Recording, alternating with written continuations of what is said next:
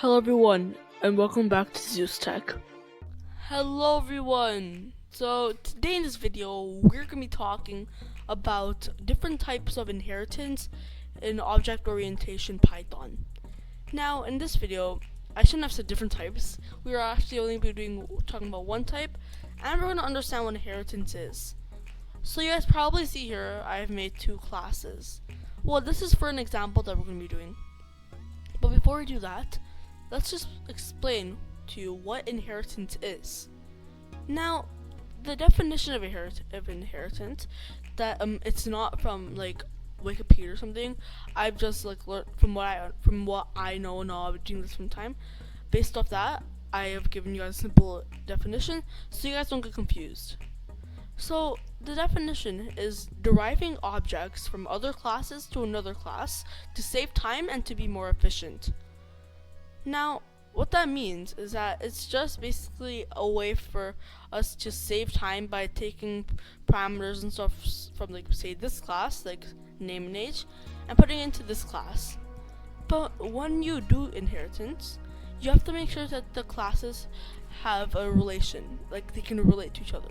As in this case, a person is also an employee, and an employee is also a person. And employees have salaries and employees have salaries and employee IDs. A person has name and age, and it's vice versa as well. So that's what I mean by that. Now, to be able to do inheritance, we have to name the two classes, parent class and child class. I had a voice crack there. Wow. The parent class is the class where the parent class is the class that has the values, and the child class is the class that gets the values from the parent class. So on the screen right now, there should be the same example, but in like a graph form. So like there's a rectangle at the top that says person, this is a line, and rectangle at the bottom say employee. That's just a way that you can say it. But now we've gotten these classes. So how do we do it then? Well, to do it, we're gonna do this. Put these two brackets. And you may be wondering, why are these brackets a thing? Like ever since we've started, we haven't used these brackets. It's all in object orientation. For parameters, we've used salary and employee ID. So what is this used for? Well, this is used for inheritance. Now, we can put person, the class, here. And you already see that it's deriving everything down and all that. So, this is basically how we do it. But you may be seeing this a highlight here. Let's just see if we can hover over and see what it says. If it will allow us. So it isn't. That's annoying. Oh yeah. Call to init of superclass missed. Well, you have to be confused about what that means.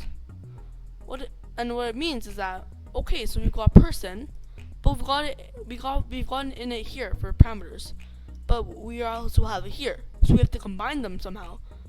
And the way we can do that is by first specifying name and age here, because the thing now is that because for employee, we have to put everything with employee.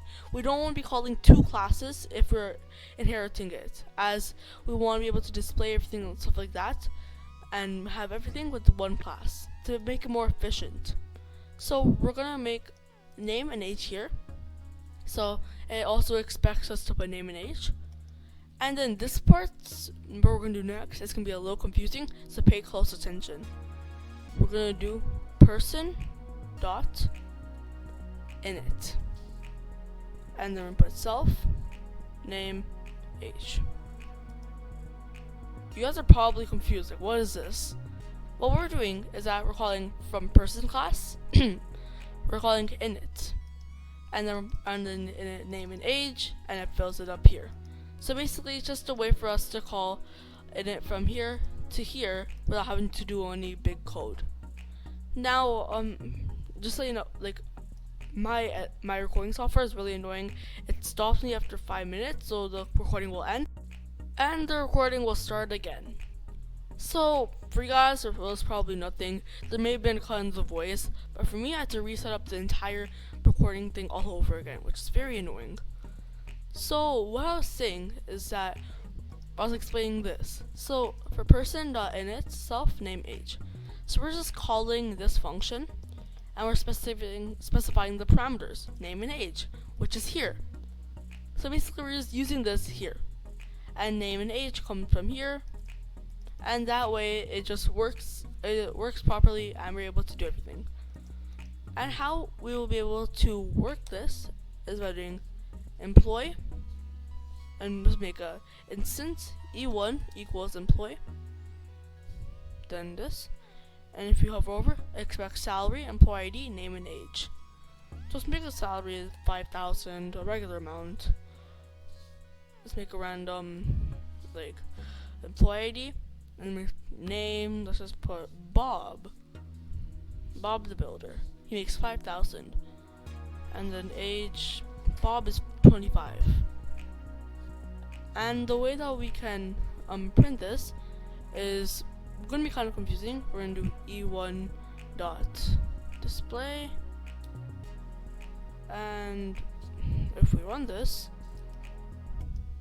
if I could, or actually let's rename this display 1, and we do e1 display 1. And what this will do is I'll print both of them. And the reason why we have to call display and display 1 is because display only displays salary and employee ID, and display 1 only displays name and age. So you have to combine them together to be able to do both of them as well. Now, so if you guys enjoyed the video, like to subscribe and like to the video on my channel will be greatly appreciated, just so you know. And if you do subscribe, turn on the post notifications so you don't miss my videos as I post every week a day. Now, so I'm gonna end the video here, and this is how you can do single inheritance in Python. And if you liked it, as I said, subscribe and like, and turn on post notifications. And please let me know in the comments down below if you guys have any questions, as I'll be sure to answer. And if there's a lot of the same questions, I'll probably just make a second video for you guys. And with that said, I'll see you in the next video. Goodbye!